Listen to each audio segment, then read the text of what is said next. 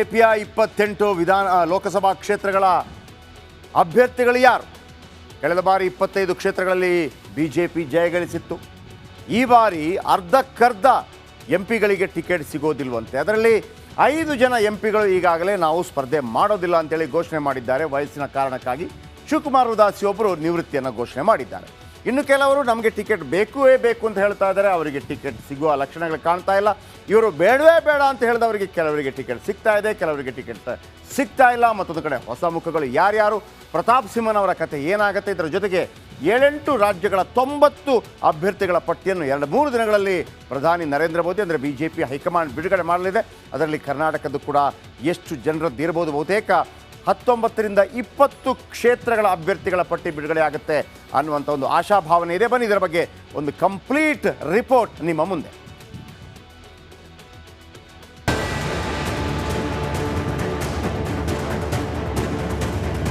BJP Lok Sabha ಚುನಾವಣೆಗೆ 90 ಅಭ್ಯರ್ಥಿಗಳ 2ನೇ ಪಟ್ಟಿಯನ್ನ ಸಿದ್ಧಪಡಿಸಿದ್ದು ಯಾವಾಗ ಬೇಕಿದ್ರೂ ಬಿಡುಗಡೆ ಆಗೋ ನಿರೀಕ್ಷೆ ಇದೆ. ಪ್ರಧಾನಿ ನರೇಂದ್ರ ಮೋದಿ, ಕೇಂದ್ರ ಗೃಹ ಸಚಿವ ಅಮಿತ್ ಶಾ ಮತ್ತು ಬಿಜೆಪಿ ರಾಷ್ಟ್ರೀಯ ಅಧ್ಯಕ್ಷ ಜೆಪಿ ನಡ್ಡಾ ಸಮ್ಮುಖದಲ್ಲಿ ಈ ಅಭ್ಯರ್ಥಿಗಳನ್ನ ಅಂತಿಮಗೊಳಿಸಲಾಗಿದೆ.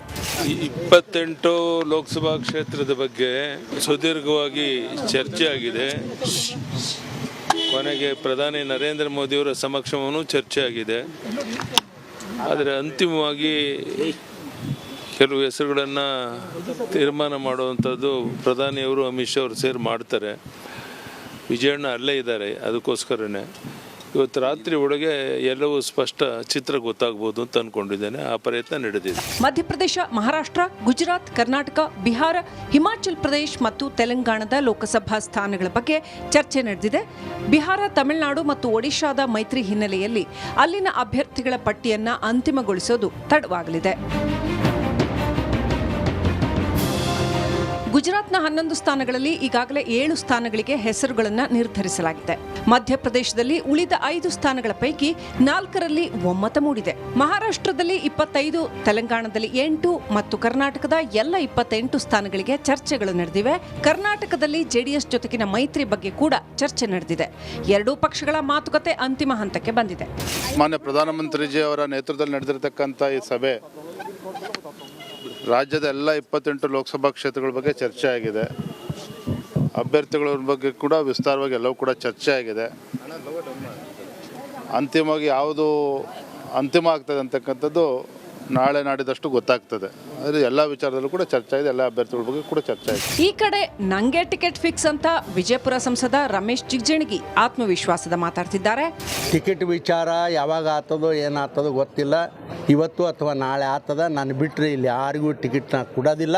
ಪಕ್ಷದವರು ನಾನು ಭಾಳ ಸ್ಪಷ್ಟವಾಗಿ ಹೇಳ್ಯಾರ, ನೀನೇನೂ ಚಿಂತೆ ಮಾಡಬೇಡ, ಅದು ಏನಕ್ಕಾಗಲ್ಲಕ್ಕ ಜನ ನಿನ್ನ ಸತ್ರ ನಿನ್ನ ಹಣಕ್ಕೆ ಊಟ ಹಾಕಲಿ ಅನ್ನೋ ಮಾತು ಕೂಡ ಹೇಳ್ಯಾರ.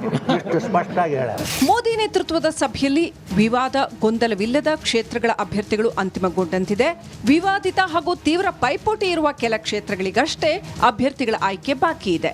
ಹೀಗಾಗಿ ಮೊದಲ ಪಟ್ಟಿ ಬಗ್ಗೆ ಕುತೂಹಲ ಮೂಡಿದೆ.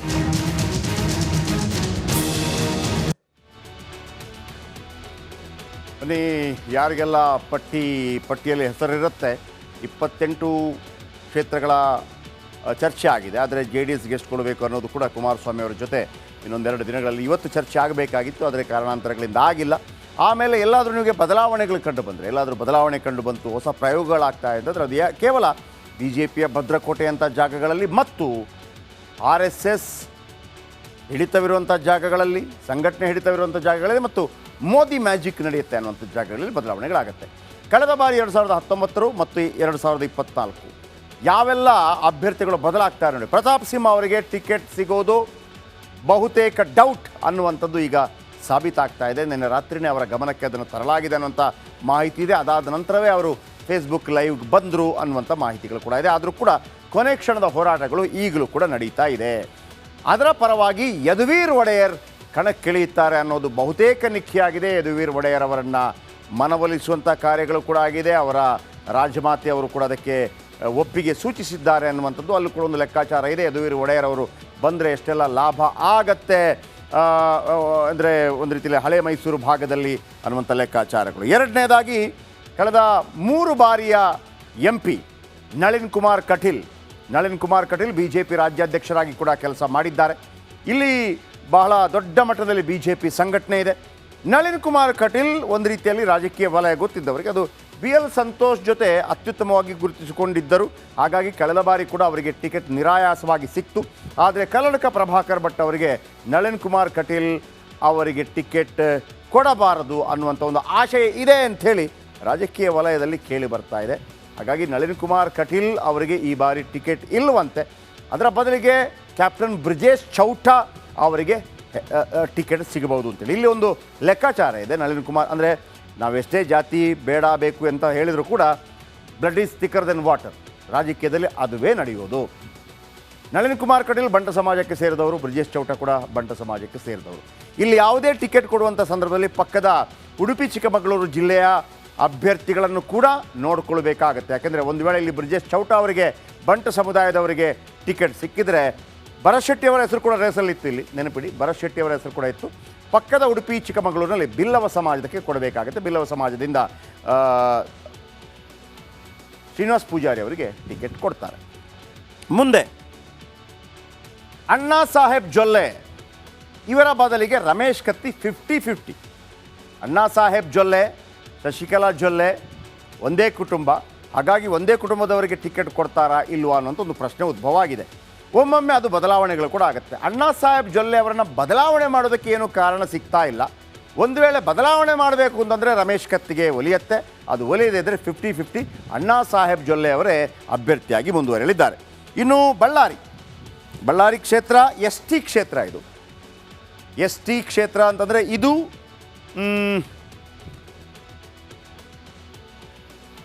ST ಕ್ಷೇತ್ರ ಮೀಸಲು ಕ್ಷೇತ್ರ. ವೈ ದೇವೇಂದ್ರಪ್ಪ ವಯಸ್ಸಾಗಿದೆ, ಹಾಗಾಗಿ ಅವರಿಗೆ ಇಲ್ಲ. ಬಿ ಶ್ರೀರಾಮುಲು ಅವರು ಕಣಕ್ಕಿಳಿತಾರೆ ಅನ್ನೋದು ಬಹುತೇಕ ನಿಕ್ಕಿಯಾಗಿದೆ. ಸೊ ಹಾಗಾಗಿ ಹೊಸ ಅಭ್ಯರ್ಥಿ ಬಿ ಶ್ರೀರಾಮುಲು ಇಲ್ಲಿಂದ. ಇನ್ನು ಚಾಮರಾಜನಗರ SC ಕ್ಷೇತ್ರ, SC ಮೀಸಲು ಕ್ಷೇತ್ರ.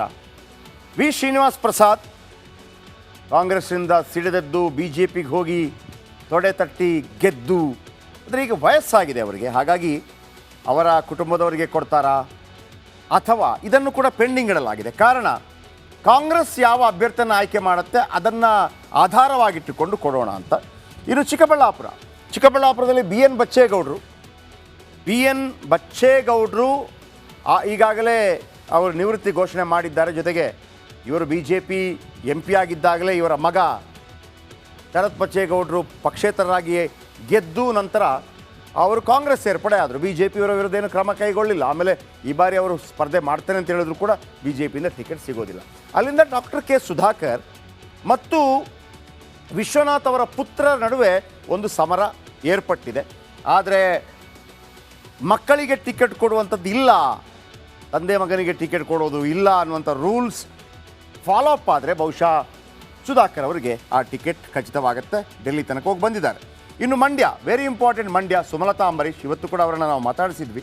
ಸುಮಲತಾ ಅಂಬರೀಶ್ ಅವರ ಮನಸ್ಸಲ್ಲಿ ಹೇಗಿದೆ ಅಂತಂದರೆ, ಒಂದು ವೇಳೆ ನನಗೆ ಸಿಕ್ಕ ನಂತರ BJP ಅವರನ್ನು ಮನವೊಲಿಸುವಂಥ ಕೆಲಸವನ್ನು ಹೈಕಮಾಂಡ್ ಮಾಡುತ್ತೆ. ಒಂದು ವೇಳೆ ನನಗೆ ಸಿಗದೇ ಇದ್ದರೆ ಮುಂದಿನ ಕ್ರಮ ಏನು ಅನ್ನೋದನ್ನು ನನ್ನ ಕಾರ್ಯಕರ್ತರ ಬಳಿ ಸಮಾಲೋಚಿಸಿ ನಿರ್ಧಾರ ಕೈಗೊಳ್ತೇನೆ ಅಂತ ಇದ್ದಾರೆ. ಇನ್ನು ತುಮಕೂರು GS ಬಸವರಾಜ್ ನಿವೃತ್ತಿ ಘೋಷಣೆ ಮಾಡ್ತಾ ಇದ್ದಾರೆ. ಅವರ ಜಾಗಕ್ಕೆ ವಿ ಸೋಮಣ್ಣ ಹಾಗೂ ಮುದ್ದಹನುಮೇಗೌಡರ ನಡುವೆ ಸ್ಪರ್ಧೆ ಫಿಕ್ಸ್ ಆಗುವಂಗೆ ಕಾಣ್ತಾ ಇದೆ. ಇನ್ನು ಉತ್ತರ ಕನ್ನಡ, ಇದು ಕೂಡ ಪೆಂಡಿಂಗ್ ಇಡಲಾಗಿದೆ. ಅನಂತಕುಮಾರ್ ಹೆಗಡೆ, ಈಗಿರೋ ಮಾಹಿತಿ ಪ್ರಕಾರ ಅನಂತಕುಮಾರ್ ಹೆಗಡೆ ಅವರಿಗೆ ಟಿಕೆಟ್ ಇಲ್ಲ. ಆದರೆ ಯಾವುದೇ ಹೊಸ ಅಭ್ಯರ್ಥಿಯನ್ನು ಘೋಷಣೆ ಮಾಡುವಾಗಲೂ ಕೂಡ ಅನಂತಕುಮಾರ್ ಹೆಗಡೆಯವರನ್ನು ಅವರ ಜೊತೆ ಮಾತುಕತೆ ನಡೆಸಿ, ಹೇಗೆ ಇವರಿಗೆಲ್ಲ ಮಾಡಿದ್ರಲ್ಲ ಆ ಥರ ಇರಲ್ಲ. ಜಗದೀಶ್ ಶೆಟ್ಟರೆ ಟಿಕೆಟ್ ಇಲ್ಲ ಹೋಗಿ, ಆಮೇಲೆ ಈಶ್ವರಪ್ಪ ಅವನಿಗೆ ಟಿಕೆಟ್ ಇಲ್ಲ ಹೋಗಿ, ಆ ಥರ ಮಾಡೋದಿಲ್ಲ. ಅನಂತಕುಮಾರ್ ಹೆಗಡೆ ಅವರನ್ನು ಕರೆದು ಮಾತಾಡಿ ಅವರು ಬೆಂಬಲ ಕೊಟ್ಟ ನಂತರ, ಅವರು ಒಪ್ಪಿಗೆ ಕೊಟ್ಟ ನಂತರ ಮತ್ತೋರ್ವ ಅಭ್ಯರ್ಥಿಯನ್ನು ಅಲ್ಲಿ ಹಾಕುವಂಥ ಸಾಧ್ಯತೆ ಇದೆ. ಹಾಗಾಗಿ ಅದು ಇನ್ನೂ ಕೂಡ ಪೆಂಡಿಂಗಲ್ಲೇ ಇದೆ. ಇನ್ನು ಬೆಂಗಳೂರು ಉತ್ತರ ಕಳೆದ ಬಾರಿ DV ಸದಾನಂದ ಗೌಡರು ಇಲ್ಲಿಂದ ಆಯ್ಕೆಯಾಗಿದ್ದರು. DB ಚಂದ್ರೇಗೌಡರನ್ನು ಕೂಡ ಕಾಂಗ್ರೆಸ್ಸಿಂದ ಕರೆತಂದು ಈಗ ವಿಧಿವಶರಾಗಿದ್ದಾರೆ. ಅವರನ್ನು ಕರ್ಕೊಂಬಂದು ಸದಾನಂದ ಗೌಡರಲ್ಲಿ ಅವಕಾಶ ಮಾಡಿಕೊಟ್ಟಿದ್ದರು. ಆ ನಂತರ ಆ ಸ್ಥಳಕ್ಕೆ DV ಸದಾನಂದ ಗೌಡರು ಬಂದರು. ಈಗ ಶೋಭಾ ಕರಂದ್ಲಾಜೆ ಅವರು ಇಲ್ಲಿಗೆ ಬರ್ತಾರೆ ಅಂತಿದೆ. ಯಾಕೆಂದರೆ ಉಡುಪಿ ಚಿಕ್ಕಮಗಳೂರಿನಲ್ಲಿ ಒಂದು ರೀತಿಯಲ್ಲಿ ಸರಿಯಾಗಿ ಒಂದು ಪ್ರಾಬ್ಲಮ್ ಕೂಡ ಇದೆ. ಯಾಕೆಂದರೆ ಉಡುಪಿ ಚಿಕ್ಕಮಗಳೂರು ನಾನು ಹೇಳಿದೆ, ಮಂಗಳೂರಲ್ಲಿ ನೀವು ಬಂಟ ಸಮುದಾಯದ ಅಭ್ಯರ್ಥಿಯನ್ನು ಕಣಕ್ಕಿಳಿಸಿದರೆ ಬಿಲ್ಲವ ಸಮುದಾಯದ ಅಭ್ಯರ್ಥಿಗೆ ಮಣೆ ಹಾಕಲೇಬೇಕಾಗತ್ತೆ. ಯಾಕಂದರೆ ಕಾಂಗ್ರೆಸ್ ಅದನ್ನು ಬಹುತೇಕ ಮಾಡುತ್ತೆ.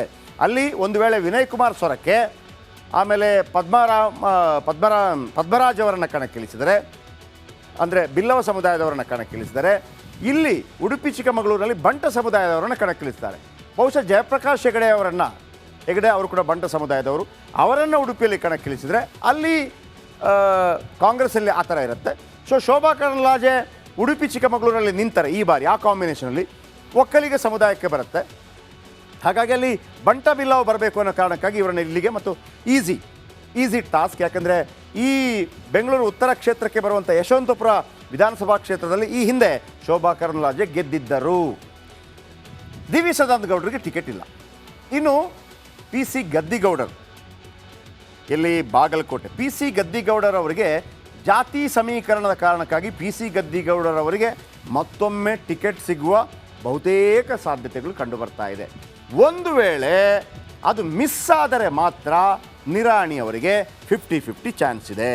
ಇನ್ನು ಹಾವೇರಿ ಶಿವಕುಮಾರ್ ಉದಾಸಿ ಅವರು, CM ಉದಾಸಿ ಅವರ ಪುತ್ರ ಶಿವಕುಮಾರ್ ಉದಾಸಿ, ಇವರನ್ನು BJP ಅದು ಯಾಕೆ ಕರೆಕ್ಟಾಗಿ ಉಳಿಸ್ಕೊಂಡಿಲ್ಲ ಅಂತ ಗೊತ್ತಾಗ್ತಾ ಇಲ್ಲ. ಇವರು ರಾಜ್ಯದಲ್ಲಿ ಅಷ್ಟು ಸಕ್ರಿಯವಾಗಿ ಕಾಣ್ತಾ ಇರಲಿಲ್ಲ, ಆದರೆ ಲೋಕಸಭೆಯಲ್ಲಿ ಭಾಳ ಸಕ್ರಿಯರಾಗಿದ್ದರು. ಎಲ್ಲ ಬೇರೆ ಬೇರೆ ಬೇರೆ ಬೇರೆ ಬೇರೆ ಅವ್ರದ್ದು ಟೀಮ್ಗಳಿರುತ್ತಲ್ಲ, ಸಂಸದರು ಭಾಗ್ಯ, ಅದರಲ್ಲಿ ಇವರೇ ಇರ್ತಾಯಿದ್ರು. ಭಾಳ ಆ್ಯಕ್ಟಿವ್ ಇದ್ದಾರೆ, ಭಾಳ ಚುರುಕಾಗಿದ್ದರು.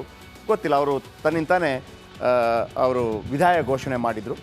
ಇಲ್ಲಿ ಬೊಮ್ಮಾಯಿಗೆ ಸಿಗತ್ತೆ ಅಂತಿದೆ, ಆದರೆ ಬೊಮ್ಮಾಯಿ ಒಪ್ಪಿಕೊಂಡಿಲ್ಲ. ಕಾಂತೇಶ್, BC ಪಾಟೀಲ್ 3 ಜನ ರೇಸಲ್ಲಿದ್ದಾರೆ. ಇದು ಕೂಡ 50-50. ಇದಾದ ನಂತರ ಶಿವಕುಮಾರ್ ಬೊಮ್ಮಾಯಿ ಅವರು 50-50. ಇಲ್ಲಿ 4 ಜನರ ಹೆಸರಿದೆ: ಬಸವರಾಜ ಬೊಮ್ಮಾಯಿ, ಜಗದೀಶ್ ಶೆಟ್ಟರ್, ಆ ನಂತರ ಕಾಂತೇಶ್, ಈಶ್ವರಪ್ಪನವರ ಮಗ ಮತ್ತು BC ಪಾಟೀಲ್. ಓಕೆ, ಇದಾದ ನಂತರ ನಿಮಗೆ ಬರೋದು ಚಿಕ್ಕಮಗಳೂರು ಶೋಭಾ ಕರಂದ್ಲಾಜೆ. ಬೆಂಗಳೂರು ಉತ್ತರಕ್ಕೆ ಬಂದರೆ ಕೋಟಾ ಶ್ರೀನಿವಾಸ ಪೂಜಾರಿ ಬಿಲ್ಲವ ಕ್ಯಾಂಡಿಡೇಟ್ ಆಗಿ ಉಡುಪಿ ಚಿಕ್ಕಮಗಳೂರಲ್ಲಿ ಕಣಕ್ಕಿಳಿತಾರೆ. ಹಾಗಿದ್ದಾಗ ಅಲ್ಲಿಯ ಕೆಲವು ಸಮಸ್ಯೆಗಳನ್ನು ನಿವಾರಣೆ ಮಾಡಿದಂಗೆ ಆಗುತ್ತೆ. ಮತ್ತೊಂದು ಕಡೆ ಪ್ರಮೋದ್ ಮಧ್ವರಾಜ್ ಕೂಡ ಒಂದು ರೀತಿಯಲ್ಲಿ ರೇಸಲ್ಲಿದ್ದಾರೆ. CT ರವಿ ಕೂಡ ರೇಸಲ್ಲಿದ್ದಾರೆ. CT ರವಿ ಅವರಿಗೆ ಎಲ್ಲಿ ಜಾಗ ಅಂತ ಗೊತ್ತಾಗ್ತಾ ಇಲ್ಲ ಇಲ್ಲಿ ತನಕ.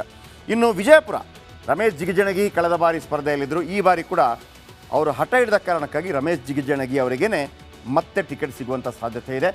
ರಮೇಶ್ ಜಿಗಜಿಣಗಿ ಬೇಡ ಅಂತ ಅವ್ರು ಹೇಳ್ತಾ ಇಲ್ಲ, ಬೇಕು ಅಂತ ಹೇಳ್ತಾ ಇದ್ದಾರೆ.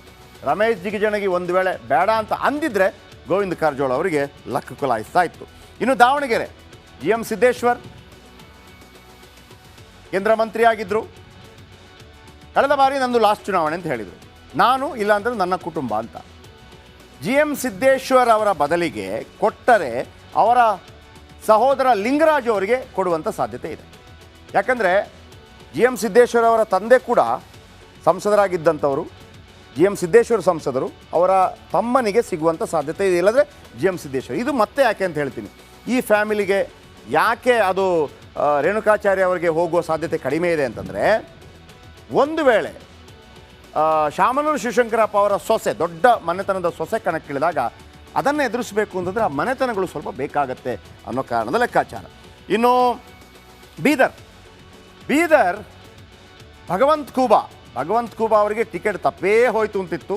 ಬೇರೆ ಟಿಕೆಟ್ಗಳಲ್ಲಿ ಕಾಣ್ತಾ ಇಲ್ಲ. ಆದರೆ ಭಗವಂತ್ ಖೂಬಾ ಒಂದು ದೇಶದ ಬೇರೆ ಬೇರೆ ಕಡೆ ಪ್ರದರ್ಶನ ಹೋಗಿ ಪ್ರಮುಖ ನಾಯಕರು ಫಡ್ನವೀಸ್, ಹಾಗೆ ದೇವೇಂದ್ರ ಫಡ್ನವೀಸ್ ಮತ್ತೊಬ್ಬರು ಎಲ್ಲರನ್ನ ಭೇಟಿಯಾಗಿ ಬಂದು ಗಟ್ಟಿ ಮಾಡ್ಕೊಂಡಿದ್ದಾರೆ ಅನ್ನೋದು ಮಾಹಿತಿ ಇದೆ. ಮತ್ತೊಂದು